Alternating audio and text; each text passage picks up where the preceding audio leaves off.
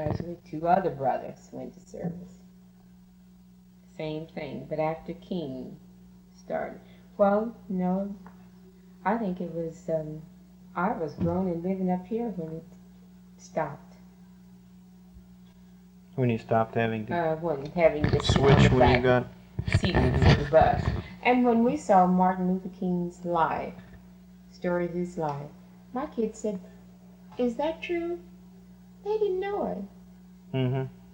But I had lived in it, and I know what it's like. And I know what it's like that we go at the little old dirty train stations, colored only. I know what it's like. Then the water fountains, colored only. You've never seen this, have you? Mm-hmm. And this is the way we had. I have. But then, like I tell the kids today, I don't see why they have to be so bitter about it. They didn't live in it. And I lived through it, and I'm not bitter about it. But some of the kids are real bitter.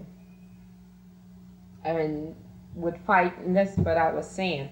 I wonder what would really happen today out south side if they had the dogs out there today. Because they were there just about, 2 years ago? You weren't here. When they had the rebel flag and they wanted to change some policies out there. Well, my oldest son took it, but after he left, the other kids didn't take it. They fought.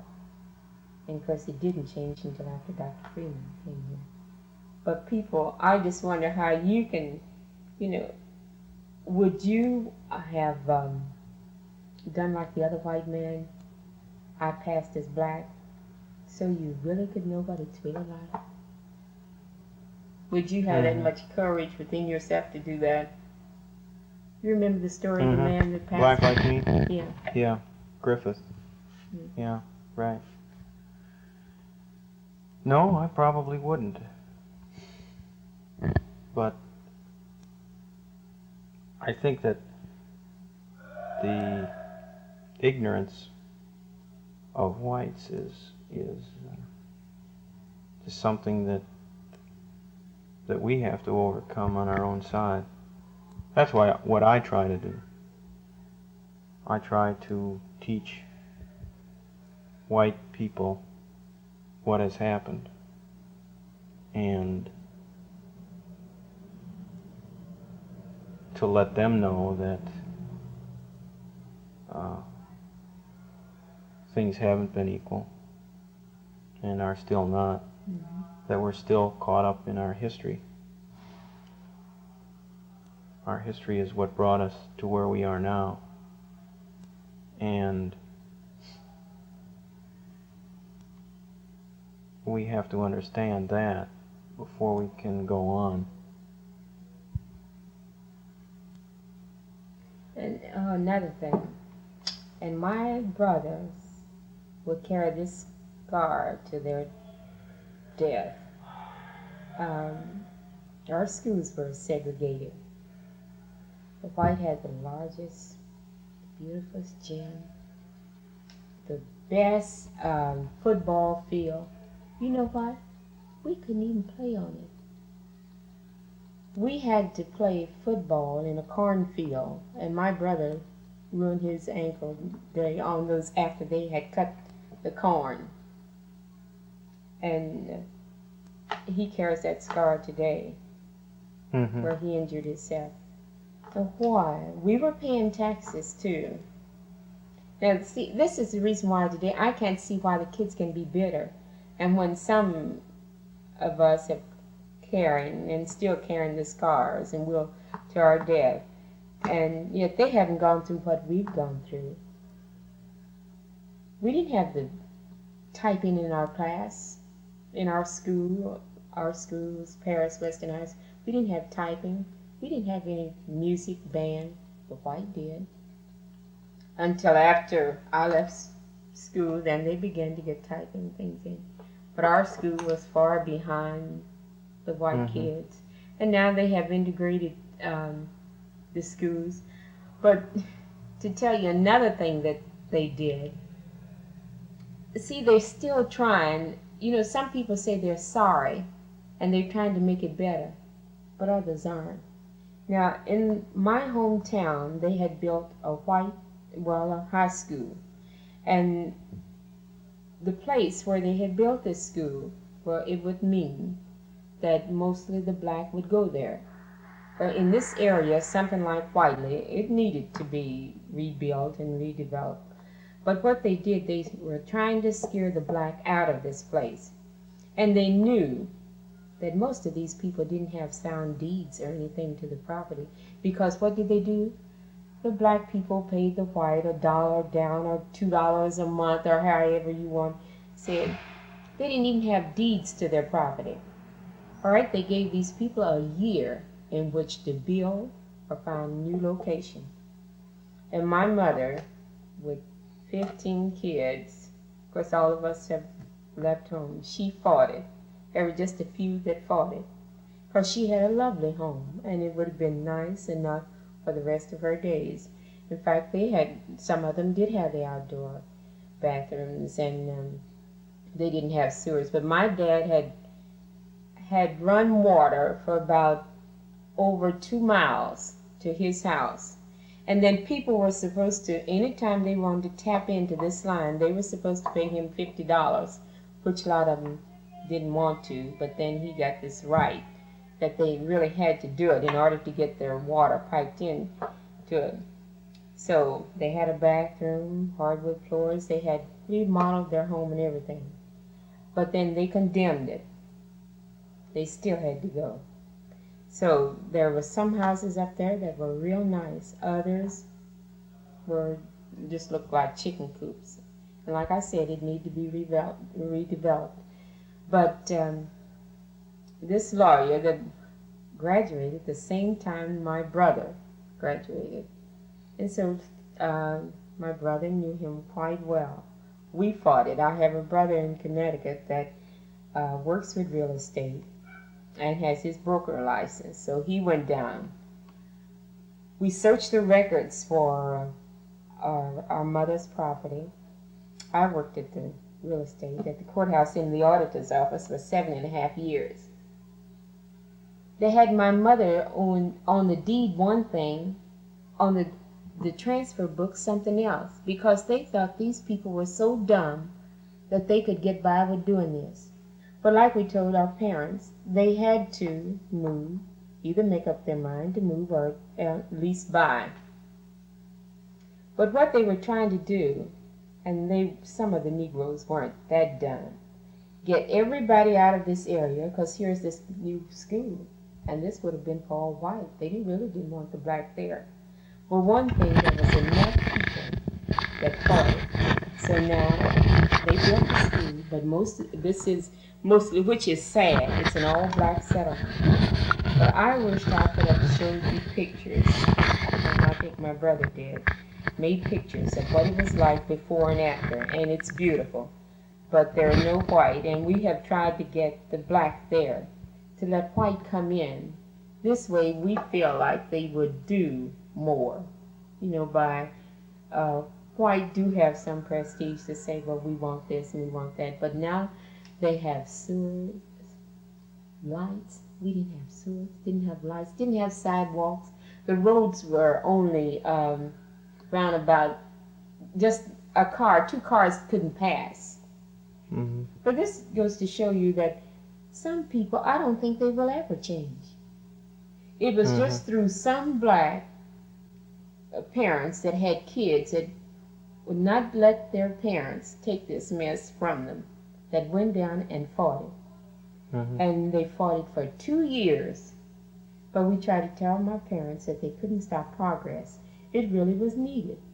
But yet, they tried to do this to them.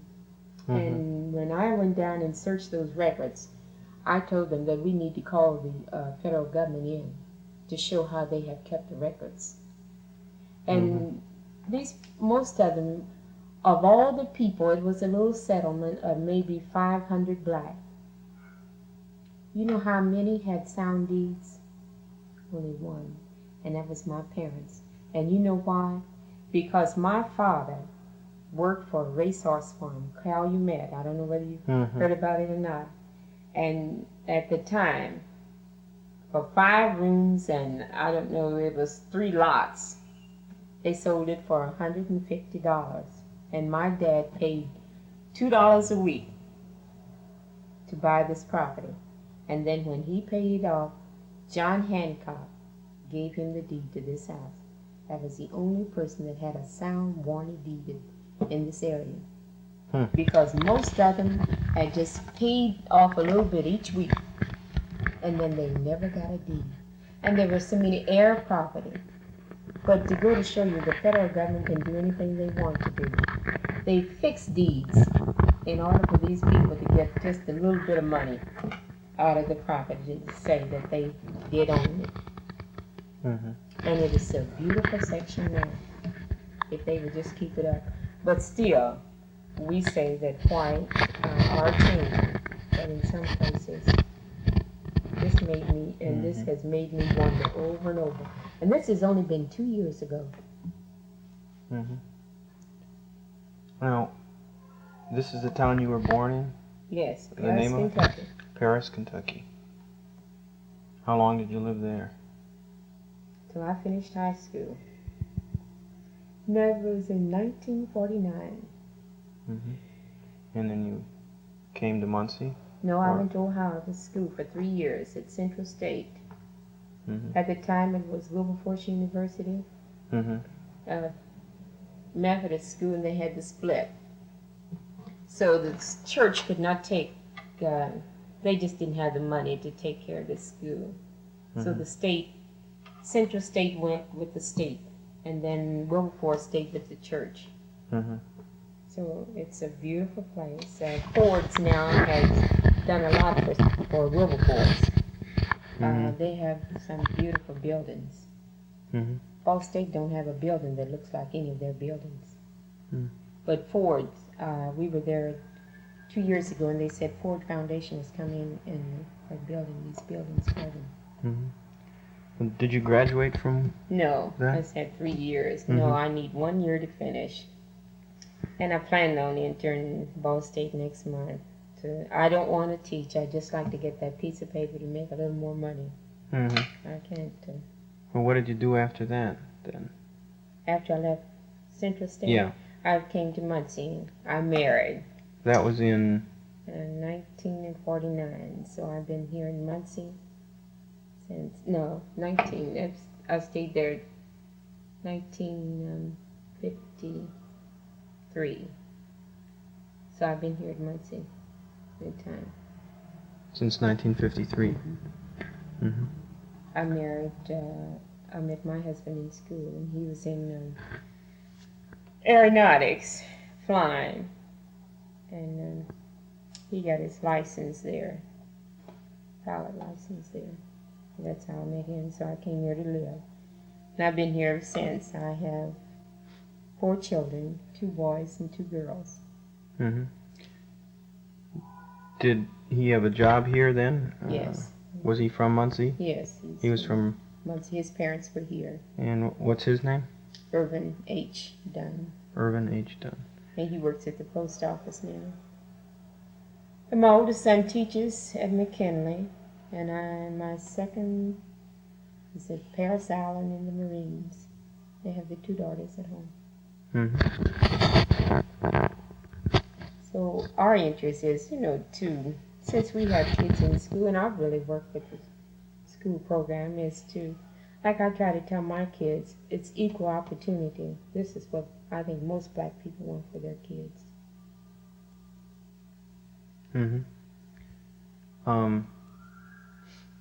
Was your husband born and raised here? In Franklin, Muncie? Indiana. In Franklin? But see, he came here as a young kid. So he's been in Muncie, I would say, about 50 years. Are his folks still around? Yeah, his parents are still living right here in Muncie, and he has a sister. What is your name? Dunn, Irvin H. His name is Irvin H. too. Dunn. But he always kids me and says I'm from the South. But I have I come from a family of 15. 15 children. Yes, 15. And they're scattered all over Mm-hmm. the world. And, but I have 3 brothers close by in Indianapolis. Mm-hmm. Mm. You remember your father making $5 a week? $5 a week. What did he do? Sharecropper. But we stayed on the farm because we got our, rent. And we didn't have electricity or anything like that. But $5 a week. And I was in college, and I had a brother that went to school in Connecticut, oldest brother. First, out of 15, there was 3 sets of children too, but it's 10 of my immediate family. Mm-hmm. And I lost my dad about 3 years ago. Mm-hmm. He was 79 years old. But, problems, we didn't have a lot of problems with the white. We played together, but yet we just didn't go to school together. And strange thing, see, my dad's home was in Rushville. And my dad's father, well, his brothers went for white. Mm-hmm. And his brothers, my dad's father's brothers' children, went for white because they married white women. Mm-hmm. But my dad's father married a black woman. And there was always trouble because when we would go to Rushville and during our vacations, well, the other side would be there and we would be there. So this was something that I guess us kids really kind of disliked because they were going for white in Glasgow, Kentucky. Mm-hmm. And we were black, but they would come every summer when we were there. And then I got cousins. They married white. Mm-hmm. I know my brother married a real fair girl, and on his way to Kentucky on his honeymoon, he was stopped. Mm-hmm. So, and her father is colored and her mother is white. Mm-hmm. So she's real fair. Mm-hmm. But I still can't understand, today that some of the black kids can have so much bitterness. And like I said again, we lived through it, and I don't have any bitterness. All I want is an equal opportunity. How was it then? One of 15 sharecroppers' daughter yet went off to school. How did you manage that? At that time, my dad's salary had moved up until $12.50 a week, and my brother was in service at that time, and he sent my mother money home. That's how I got to school. And see, I was an out-of-state student, so that was quite a bit of money. And Mm-hmm. then from then on, I worked in Springfield every summer and paid my way through. And then I worked while I was in college. Mm-hmm. And got my room and board. Mm-hmm. So all I had to have was, and then after I had stayed, how for 1 year, then I declared myself as a state student. So I didn't have that much, but I worked myself. My brother put his self through school too. And my son always throws it up to me, I put myself through school. Well, he had better opportunity than I had. His music put him through school. Mm-hmm. But I had to work Mm-hmm. in the dormitories and places to put myself through school, and I did housework and stayed on the place and babysat. But Were you hoping to be a teacher at that point? Or? yes, Mm-hmm. which the way things are today, I don't think I would want to be.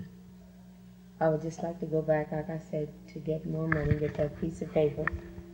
And my oldest son keeps saying, well, Mom, why don't you go back?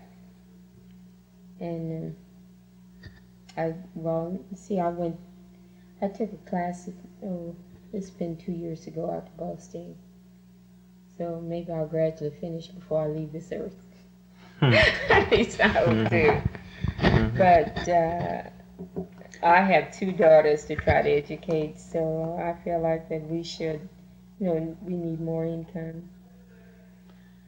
And this is one because people are not the same as they are in the South. I think more people are friendlier in the South, and black people stuck closer together than they did here. It seems like we are just so far apart here. But after I was here for a while, I began to work in politics. That's how I got my start. I never wanted to vote, and my husband said, "Oh yes, you should vote." So I voted, and then I started working in politics. And then I got involved in the school PTA. What level? Local politics? Or Yes. In what party? Democrat. Democrat. I'm poor. My husband always says he can't see poor people carrying lunch bucket and being a Republican. Because we can see that. Of course, so many people think that's stupid, but that's where we see it. And of course, and my brother, I think, always call him Rich, and he's a Republican. That's what he says. But anyway, I worked in the Democratic Party, and then I worked. Were you precinct committee woman? I ran Where as did you start precinct out? committeeman, but there was a black man. See, there was 2 black and 1 white, and this other man wasn't active in politics, the black. And he got in and split my vote, and the white man got in. I needed 9 votes, and he got 13. And our area is mostly black. What precinct were you? Precinct 21. Mm-hmm. So I didn't try to run again. That was enough for me. When was that? Gosh, that's been 20 years ago? And then I worked at the courthouse for 7.5 years, and there I began to, branch out and get in other things. What did you do there? I worked as a deputy auditor for 7.5 years there. What years With was real that? estate. Actually, how long ago has that been? Just about 10 years ago when I ran for precinct committeeman, that's when I was working at the courthouse. Mm-hmm. And, no, 20 years ago. Yeah, about 20 years ago. I get dates mixed up. But because when I first came up here, I taught at the Muncie Day Nursery. And then they didn't have enough money to keep both of us, so I kind of got away from that. And that's when I went in politics after that. Mm-hmm. And see, and then while I was a member of the Lucille Williams Federated Club, in which I am now too, we had a lady that turned over the Huffer Memorial Children's. Well, this will Mrs. Huffer left to the black people. Who was Mrs. Huffer? Ida Huffer. She was a lady that owned quite a bit of land in this town, in Yorktown and behind Warner-Gear. And so Lucille Williams turned this will over to us, and I did all the research on that along with John Meredith, because I worked at the courthouse. And this was turned over to the black people, and so that's the reason why it was turned over to us. So Turned over to the black people. Was that how it was? Yeah, that's No how it particular group. Well, we were a group of Lucille Williams Federated Club. Uh-huh. And then after we got the attorney, Mr. White said that the women in this club didn't have enough money backing. So then he asked us to go and ask the black business professional men in this town. So that's how they got involved in it. And we asked them. What did the will say? That, not the exact words, that Ida Huffer was leave this land, and so much land and so much money and stock and all of this to the black people. Mm-hmm. And Mr. Peroni was the administrator of it at that time. So I think we worked just about 2 years on it. We asked them to support us in a daycare center because most of us worked, and we felt like there were more daycare centers needed in this town. So I was acting president for a while, and then when we finally got organized, they elected Dr. Thomas as president. And so I worked with it about a year after that, and then I got out of it. And then I worked with Gateway. Being a working mother, didn't want to leave her kids at home. So this church began to move out of the neighborhood because this was beginning to be a black area. What church was it? The Church of the Brethren on the corner of Kirby and Blaine. And all the white had moved out of that neighborhood, and so they wanted to sell their church. So I had worked with Reverend Collins of Hardeman Village Baptist Church with the Vacation Bible School, and I went to him to ask if something could be done, if churches could come together and buy this for a recreation program and a religious program and everything. So we worked on that for 2 years and finally got it started. When was this about? And see, that's been, I would say that's, let's see, I worked at Head Start 3 years and this 2 years. That's been, well, I'd say 6 years ago, around about 6 to 7 years ago. Mm-hmm. And so I didn't want to be a director because that took up too much time. But I was the acting program director for a year. And they wanted a man to be the director, so after they got him, they didn't have enough funds because it was only supported by the churches. Well, who did? You went to Reverend Collins. Of Hardeman Village Baptist Church. And see, the Hardeman Village was Southern Baptist, and National Baptist is your black churches. Well, they didn't have enough money, so we invited the American Baptist in, which is First Baptist and Walnut Street Baptist. And that's when it was a Sunday afternoon, and I, the only black person there, was asking them to support this program. And not anybody else black showed up but me. And I felt, oh gosh, now they're going to turn this down because they'd say, well, the black ministers aren't interested in this program. But that Sunday, I think was the week that the National Baptists had their convention. That's what I told them, and they couldn't be there. So, but the American Baptists decided to put in their money, and this is how I got started. And I was hired about 2 weeks after that as program director. And I felt like it was a worthwhile program. It took kids off the streets, and all of our programs were volunteered and everything. So, but then after I had worked with it a year, they wanted a man to be the director. So they got a director, and they didn't have enough money to keep me, so that left me without a job. So then I went to Merchants National Bank as I worked there for a while, and then I got an offer at Head Start, so I worked there. And I like working with people, but I like working with people that really like to work. So then I left Head Start, and I've been with the school system. What were you doing with Head Start? A social worker, working with families and getting kids in. And I was, this is what, I was the first action president, War on Poverty here. In fact, I was one of the helpers with that. I should have had some pictures because I got all those. I haven't put them in a scrapbook, but I got all those pictures. I was the first acting president of that.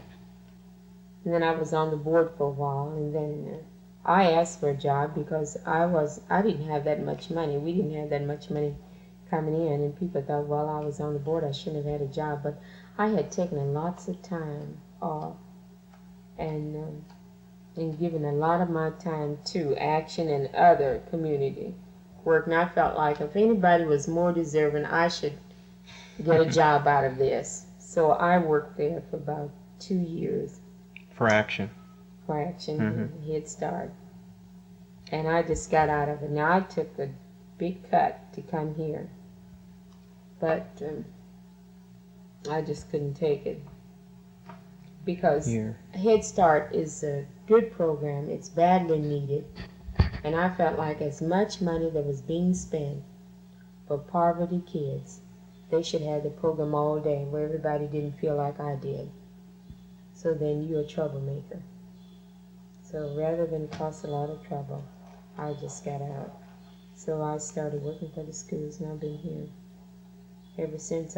Just before you came, my supervisor was here, and he's leaving August the 31st. And Mr. Huffman will be my supervisor, and so then I'll have another supervisor. Who's the supervisor now? Sam Abram. He's working on his PhD. He's leaving. Will leave for a while, absolutely, from the Muncie Community Schools. To finish his degree. Yeah, he's PhD. But I have been to a lot of workshops at Michigan State, New York University, and I felt like I have, really, they say, well, I go back to Ball State. They only accepted 137 hours. I have 155 hours from Central State, and I have 16 hours from Ball State, and I have 5 hours from IU, and they only accepted 137. And some things is over, taking some courses over again, which at my age I don't need this. I just would like to, just to get finished. Well, your experience with these various programs, what? At Muncie, when I first started working there, that was an all-black board. But I think it's been just about 3 years ago that it came out of a club of black older women. And so I think they've changed that now, and because all of that was black. The only money they got was from the Red Feather Agency. They did nothing to help themselves. And I was the president there of the mothers group. And I can remember that it seems like always the white nursery had more than our black kids, because they were in a one-room building down by the Muncie homes for a long time. And then the law changed where each child had to have so many square feet, so then they had to move because they lost their license. And then they moved to the Phyllis Wheatley Y. And that's when I become, well, all my kids have gone to the Muncie Day Nursery while I worked. So I was president of the parent group, and we had started raising money for different things like a television and everything, and we put it in the paper that we were having something. And then I remember the man that was over the Red Feather Agency, as I was told, and I was called in saying that they were not supposed to raise funds. You were supposed to accept what they give you from Red Feather. But there's a Silo Day Nursery, they have the bargain box. And they sell things. But our group does nothing. Now, I saw the other day in the paper where the parent group had some kind of program to get some money. And our kids, whereas I only have to pay 50 cents a day for my kids there at the Muncie Day Nursery. Whereas a white could afford to pay more. But if I had to pay more, then I'd had to stay at home. Mm-hmm. And when I first started Gateway, I thought of a more structured program, because black kids were always, I still feel like they just feel back, and I've tried to get this out of my white kid, just feel like that you are just as smart as they are. And I had a professor from out to Ball State came over every Saturday and taught dramatics. And he put it this way, that in elementary, I guess most of them have to be in the class of dramatics. And he said everybody in his class has to work with the black community. So every Saturday, I had this free. They worked 2 hours every Saturday. So see, this was a class. I had people that taught piano lessons. How many kids can afford piano lessons?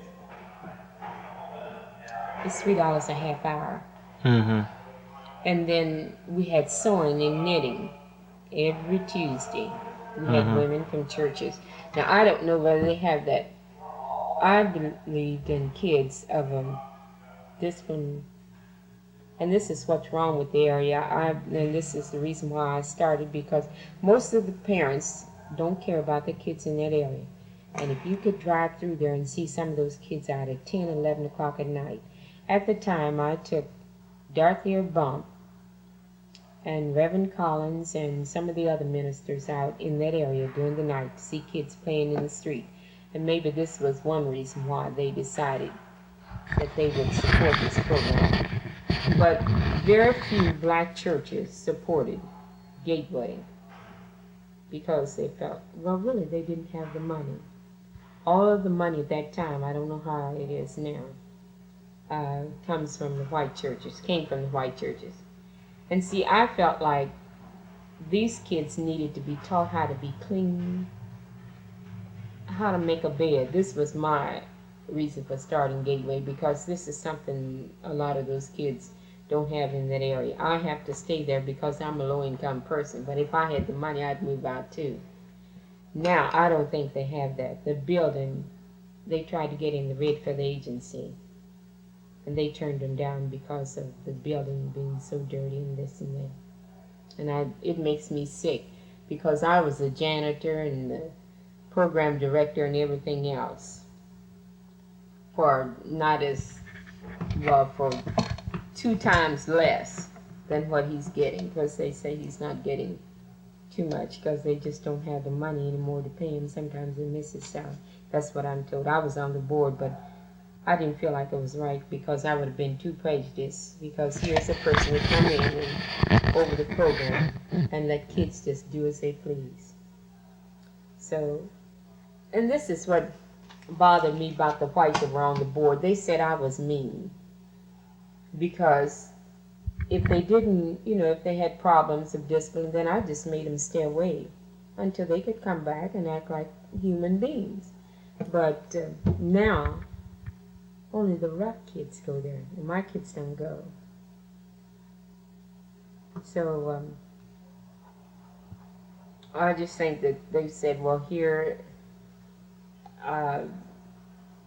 they give black people, and then they feel sorry for us. I think that's the way I felt like after I left there. They just wanted kids to do as they please. And of course, Frank was a younger man, and he didn't live in that community. I lived in the community, and I knew the community, and I knew the needs. He didn't. So just go by there. It makes me sick every time I go by there, because people didn't feel about it the same way I did. But I did live, I told the minister at Riverside Baptist Church when they voted, I said, and they were complaining about the place, I said, that goes to show you can't do people wrong and think you're going to progress. I said, you're a minister, you're supposed to have more faith than I have. And I believe in that. I don't think you can do people wrong. But see, they came up and gave me a week, well, in a week, and said, well, we just can't afford it to keep both of you. And that was after they got framed. Mm-hmm. And so I was kind of real heartsick about it. But that didn't stop me. But I didn't feel like I needed to be on the board because that would have been too. And I had worked. We had raised more money, put in a new kitchen and everything. But that's what happens. You know, I have found out that if a person has a degree, they don't have to. You don't have to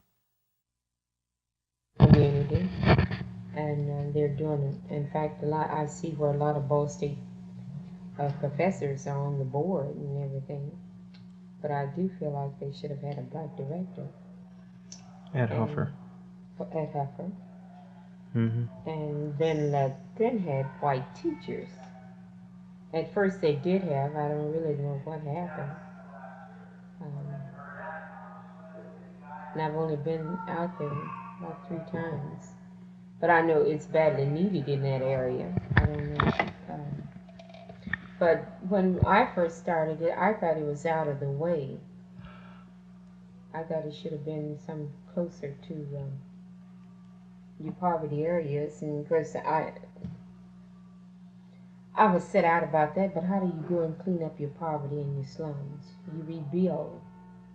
And there was a place on Broadway where parents could have dropped their kids off, got right back on the bus, and they didn't need those 10 acres, but we argued over that, and that's the reason I got off the board. They paid $1,500 for an acre for that land, and that's still in the poverty area. It might not be as much poverty as in my area, but it is poverty, and of course it's between 2 schools. But if you're going to put up a place for working women, then you try to help them out, because most of the people go to work on the bus. Then they have to walk down that far and then come back and catch the bus. But that was my idea of it. But I worked 2 years, and I had to fight with them to even get them to decide to have a daycare center, because after we asked them for a daycare center, they said they were going to have a children's home. And that's when we had to go get other people to decide that they could not have a children's home. They had one tax-supported children's home. That was enough, and that's when the daycare center stayed as we asked them to. But I don't know how many black people on the board. I think Dr. Thomas still is the president. Well, how much of the energy for projects like this comes from blacks?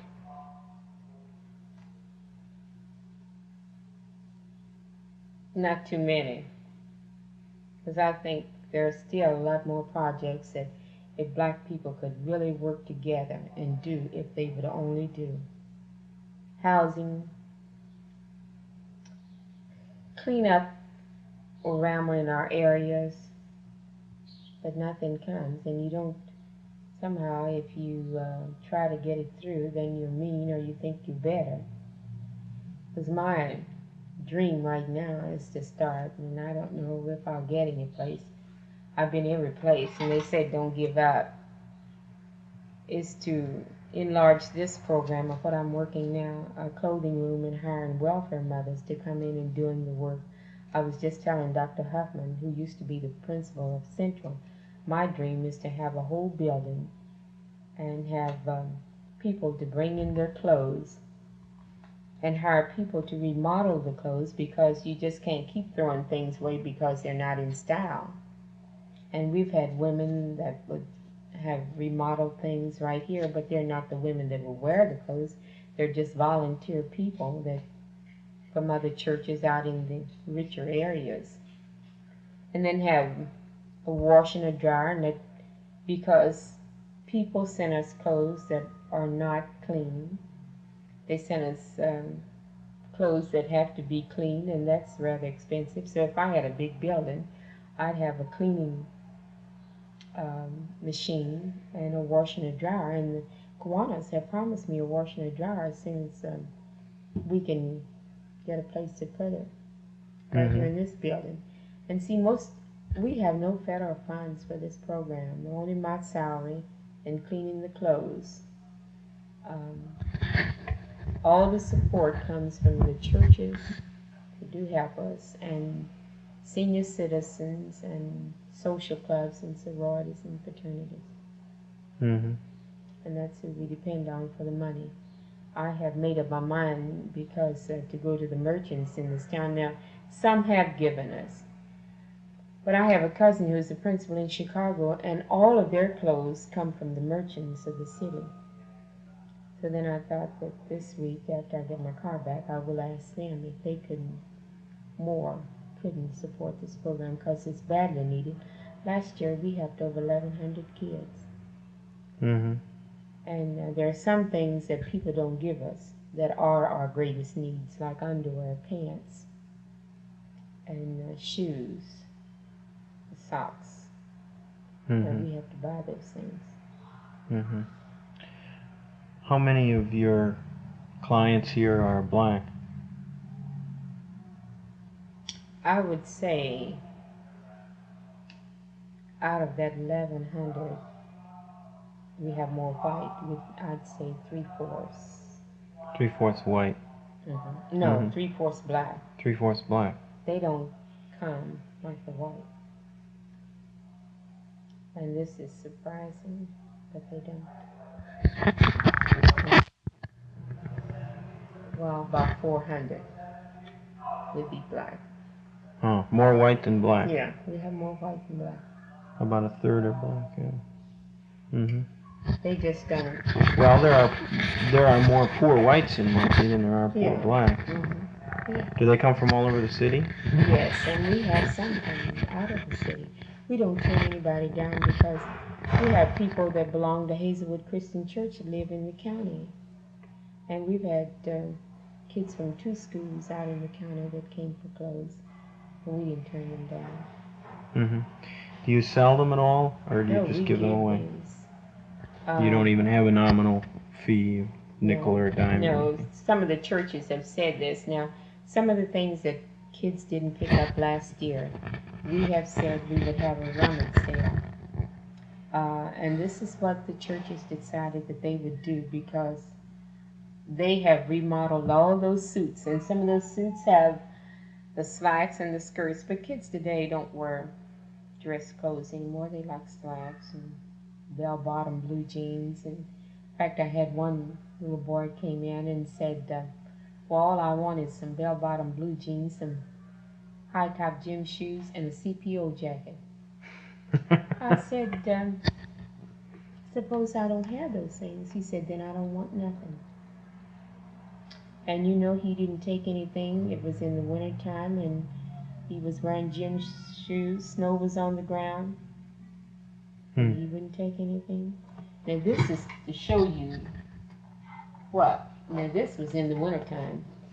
This was taken off of a child's foot in January. Looks like a sneaker that's held together by a few pieces of canvas. Yes. Yeah. And there's a pin in it. Mm-hmm.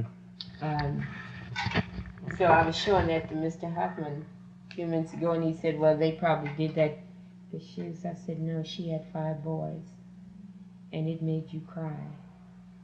You just wonder how people live, and that was my dream, that maybe everybody couldn't sew, but some women could be taught how to rip apart some of the clothes. Some could lay a pattern, some could cut, and then some could sew. This would give, I just feel that the welfare department, I've never worked in, could be changed. The way they do, you take this, if it's $20, and live off of it the best way you can. And see, this isn't the answer. But you know what? You hear some kids come in here, and I say, well, would you like a job? No, I don't want to work. My mother gets a check every month, and she don't want to work. She don't have to work. I don't want to work either. This is all these kids think about. So people sometimes just go in these homes. You just get sick when you leave. And then you wonder why these kids can't learn anything. You wonder why you see some of these kids over here that's disturbed. They can only have 3 to a teacher. You ought to hear the language that they call these kids here at the school sometimes. It's sad. And wonder. Then they have the midday of the kids that are put out of school because they can't stay in because of discipline. The teacher was here just a while ago, and one little boy that lives in my area, they let him go back to school. He couldn't even stay for 2 hours in a regular day school. And you wonder why. It starts back at home. But these kids don't. Why? And that's what I say. Ball State has so much, the schools to offer this community that they could help more. And if you'd see some places and come out from out there and just see what it's like. Mm-hmm. Where they even start. Yeah. Parents that even had cars and the kids didn't have clothes, they wouldn't even bring them out here. And then I'd get soft-hearted and take the clothes to the school. But we don't give anybody anything without asking the parents. I did that one time, and I got the nastiest letter. This little girl didn't have on any shoes. She had rubber boots on in January. Rubber boots, no shoes in the boots. Coat with no buttons, just a little pair of dirty panties and a little dress. So we dressed her up from over to Lutheran Church. Mrs. Ponzel, the lady that wrote this today, she and I dressed the kid up. The next day I got the nastiest letter. She says if I'd wanted my daughter dressed that way, I would have done it myself. She has plenty clothes. You don't have to give us any clothes. So I swallowed my pride and I went to get the clothes. And I said, Mrs. Davis, I'm sorry, but I thought I was doing a good deed. And he had 4 kids. She had 1, and they were expecting 1. So I said, I just thought that you weren't able to dress Elena. And so I'll take the clothes back. We have too many kids that really need the clothes. But after you heard her story, I guess I would have felt the same way. She was bitter because she had a child. Nobody gave her child anything. She was on marijuana. That's what all the stories she told me. But when I left there, sometimes you wonder if your stomach can hold some of the stuff that people you see and what people tell you.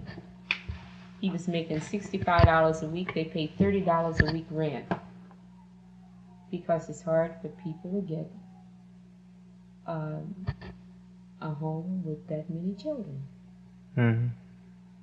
So she said, I'm sorry. She begged my pardon. And I knew she really needed them because the kids didn't have any clothes. But this is how they fight back.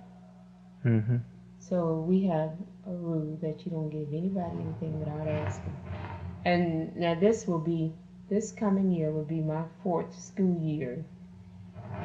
And working with all these kids, there have only been 2 families that have turned me down.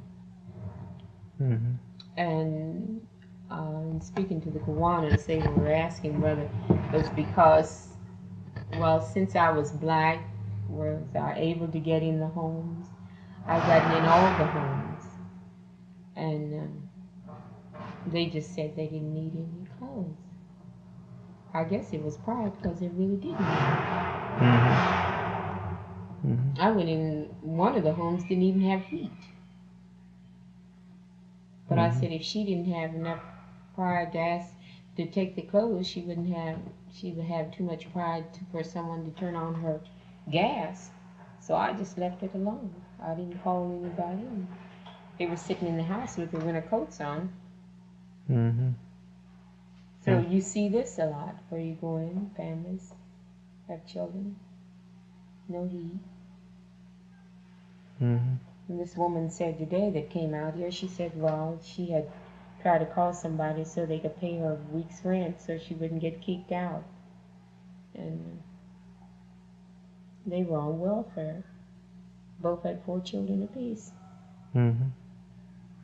But they were able-bodied women, so if you gave them a job, don't you think this would happen? I don't know.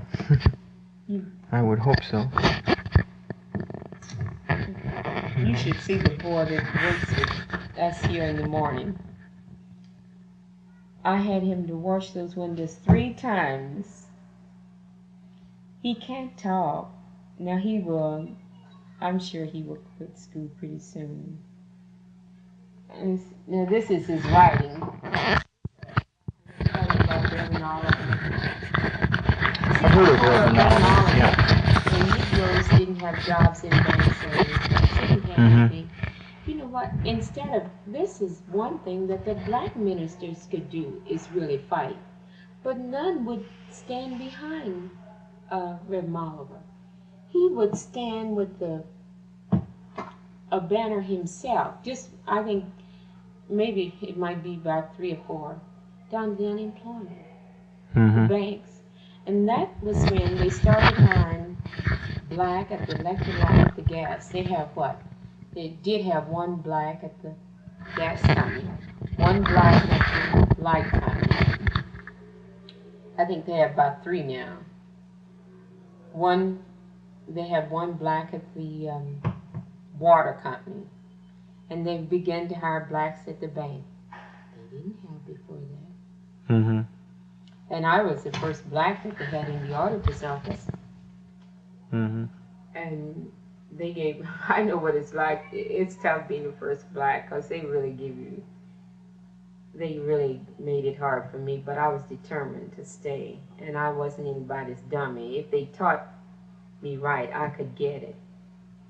But they didn't want to. They just played around, and then they went back to the boss and said I couldn't learn. But then still, we don't have so much here that we don't need to fight for. Well, have there been in the last 20 years while you've been here any people you would call real leaders in the black community? No. See, Reverend Williams called himself being a leader, but he couldn't speak for the black people. It was the way he did it. And now he's trying to come back another way, and people don't have any faith in him. Why is that? See, he used both sides to get what he really wanted. He used the black and he used the white. He used the black of the people down on Hackley, the winos, to get what he wanted. Which was? He had a building up there, and his name in lights all the time. People, because a lot of his members left the church. Of course, he's the only black in the, gosh, I don't know where you're going to play this, but he's the only black in that Methodist conference. United Methodist. So he's still here. And see, he got money from Martin Luther King Center. I don't know if anything is done. But I don't think we've had a leader. And Reverend Oliver, you couldn't call a leader, because what he did, they said he just wanted to do it by himself. And he did. And then some of his members said he was heart sick, and he just left here. Because they said he's in Marin, I don't know. But we have not had any leader like you would say some of these places in the South would have black people to really speak out for their race and get somewhere by doing it. Are there any half dozen leaders, and there isn't any one person you can pick out? Are there any 5 or 10 maybe? Or not? No. I think there's a real lack of leadership then. It's a lack of leadership in the black community. Why do you suppose that is? Everybody, I still say it's complacent, just like you said, and they're just satisfied.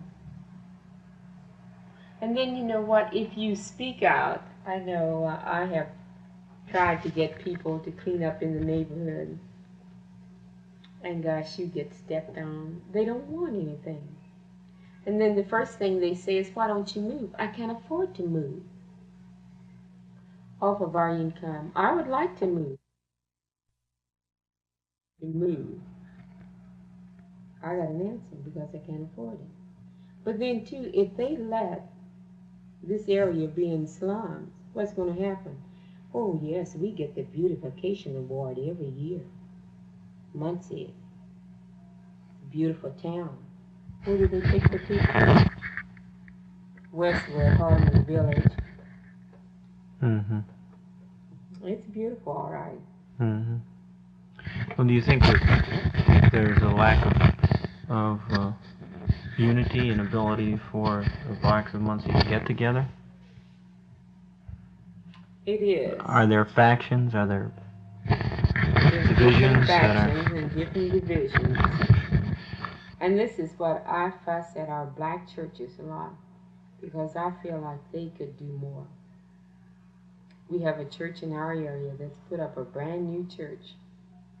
And I don't know why. You know, I don't think they would loan me money to build a new home in that neighborhood. But they built this new church. But everybody gets inside of their little doors and they stay. Mm-hmm. They do nothing else. And that's the reason I think that most of the young kids are staying away from the churches. Because we are inside of them doing nothing. Living almost a lie. Mm-hmm. What church do you go to church? I belong to Calvary, and I'm a Sunday school teacher there, and I work with the youth program there. Mm-hmm. Mm-hmm. And financial secretary. So I'm quite active in the church. But I asked our minister this before, while we were looking for a minister, did he believe in working in the community? And this is what he said, yes, but the others aren't doing anything, so he's not either. Mm-hmm. You have a ministerial association, and I went to one meeting and asked for support for our clothing room, and there was not one black minister there. Of course, I think Reverend Williams is the president of the Ministerial Association now. I don't know whether he is this year. I know he was. Of Delaware County? Yes. Yeah. Mm-hmm. Are there 10, or any number, I pick that because it's round, people that you would name as important in the black community? Whether they're leaders or not, just important people? There are, I would say, important people that, you know, like you would say professional people, but not important to the community. You know what I mean? Or professional people that, but I don't think there's anybody here that the black people would look up to as a leader. None of them. We have important black people here, I would say, in this town. Who are some of them? Well, you have, well, Dr. Thomas is a dentist, and you'd have, we don't have any medical doctors here. The morticians, I guess. You have Maynard Gill, you have Faulkner. I think Faulkner could have been a leader. I think he done more, the older Faulkner, for the black people, you know, in business-wise. He built a nursing home for them. And he tried to, he built up Carver Drive for an area, but since he's gone, we don't have, I forgot about him. And I don't think the black people supported him like they should have. But he did help quite a few people. Because putting up a nursing home, that was a help to a lot of black people, because and it is integrated. There's white people there also, and it's nice. That's the one on Gavin. Yeah, that's Gavin. Well, what about black people in politics? You yourself had a little fling at it, but we get black people in politics, and they get in there for their own satisfaction. You know, we have And from what I have seen, like in the white areas now, if you are a precinct commitment, they usually can get things for their community in their area. But we have two black councilmen, and you just wonder why they got on there, because I can't see anything. I called this morning and asked why. Some houses haven't been torn down, and they said, well, Mr. Johnson, who was the councilman, did bring in around about 30 houses. Well, I feel like he could have followed through with it and see when are they going to tear down some of these houses. But maybe he's trying. But we have, I would say, 6 black precinct commitments, one in Whiteley. And see, in 20 and 21 and 19, I think Whiteley is 13, I'm not sure. Mm-hmm. But this is I've heard so many people say this is the only way and that we can get anything is through that lever, but I don't know. Without 21 and 20 and these precincts, Democrats couldn't get in because they need those, and they are Democrat precincts. About 4 or 5 of them.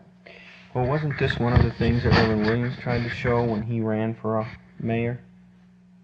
Yes. That if the blacks would vote in a block for him, the Republicans would win, and this would demonstrate to the Democrats that they couldn't take the black vote for granted and would have to work to do something to earn it.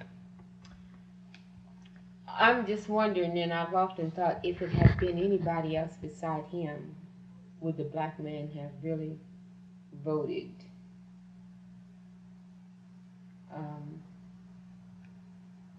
My son teases me all the time. He says he's going to run for the next mayor, and I wondered how he's going to do it, because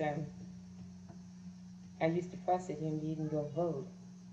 But I wondered if a young kid, and since they are having black mayors all over the United States in different sessions, they could come true. Well, what Reverend Williams' effort showed was that at least he couldn't attract the black vote. He got more votes in the precincts around the university than he got in the industry or Whiteley sections, and those sections again rolled up enormous majorities for the Democrat candidate. And this is what I was saying. If it had been another black beside him, would they have done it? Because at the time, I think the black were against him. Wouldn't that be the difficulty of any black candidate who got that far?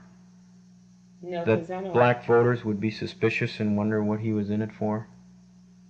No, because I know somewhere down the line there is some black out there just for really black people that really want to help their people to survive and not use people. And we have our own convictions of the reason why this was done. And that's it. I said again, I'm wondering, and I'm sure if it had been somebody else, I think the black people would have. I really do. All right, but all that would have happened then would have been that the Republican candidate would have won. But because the black candidate would not have, would not have won. But that was in the primary, so that really doesn't make too much Well, difference. that was in the general election. No, he didn't win in the primary. See, that was in the primary. No, I think in the general election he ran against Cooley and Nixon. It was a 3-way election. He ran on the what party? Poor People. Poor People's Party, yes. Yeah. Yeah, I beg your pardon, yeah. I was thinking it was in the primary. No, I'm just wondering. But a number of poor people candidates felt that black voters were not willing to throw their vote away. In other words, regarded that as a vote thrown away because he didn't have a chance to win. That requires a great deal of political sophistication to to vote for somebody knowing that you're not going to win in order to demonstrate that there is such a thing as a black vote. All that happened as a result of that, it seems to me, is that the Democrats believed even more that they had the black vote in their pocket. Yeah, this is true. But there again, if it had been someone else, and well, why isn't there someone else to do that? come through. I have an idea in the future that there will be more black to do this, and I don't think they will. No, I just have an idea that in the future somebody else is going to try, and maybe we will have more faith. I'm hoping so. Yeah, is there that kind of unity though that would enable that to happen? I think there's enough if the right person wins. I think you have to have the right person. And this, I don't know. See, if he had tried to work with the community instead of just people in his church, and he didn't do this. He didn't secure a broad enough base of support. No. The people that were selected on the Poor People's Party were people out of his church.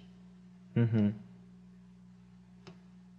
So, like I said again, if it had been somebody else, I think the black people would have. Because 4 years, I don't think that's too bad. People put Nixon in for 4 years, so 4 years with the Republican Party, I don't think it would have been that much. But I still... Well, it might have made a black vote be a bargaining tool then, and maybe the Republicans would realize that if the black vote then went back to the Democrats, that the Republicans would be out, so they might do some bidding to get it. Mm-hmm. Is the kind of thing. Yeah. Well, most of us haven't really, there are lots of people haven't really played politics before, and they really don't want to get involved. My husband will go vote, but a lot of them say it's dirty.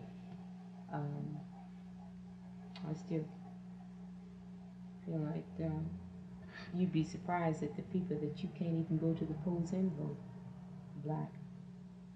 And I worked at the polls. I didn't work last. Yes, I worked at the polls. Mm-hmm. And still, you can't get a lot of black people to vote. Why is that? I don't know, and I say this. You mean there were people that fought to and died to vote, and you up here won't? It won't help me no way. This is what you get. In other words, they don't see any difference. What difference does it make? One man wins, the other man wins, it isn't going to matter. Mm-hmm. Isn't that true? Mm-hmm. To a certain extent, that's what my son says, and yet he says he's going to run for mayor one of these days.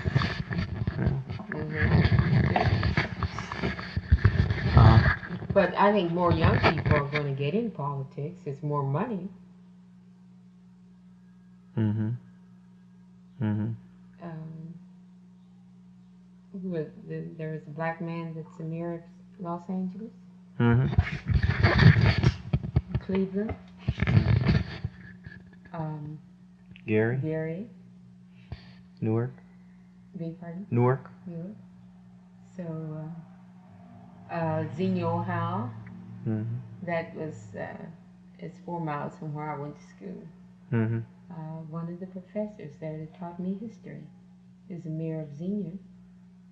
Mm-hmm. So, I think more black people will get into it, but then it takes money.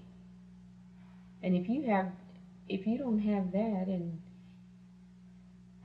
that's another thing you can't get in. Mm-hmm. How many of us have that money to pay down that fee? Mm-hmm. Then it can be so dirty when people give you the money, then you're not your own. Mm-hmm. So politics is kind of messy if you get into it. I found that out when I lost. Mm-hmm. The only answer, and I heard, what's the man's name that I've forgotten his name, that's national president of NAACP, said, and that's what he said last week in the paper.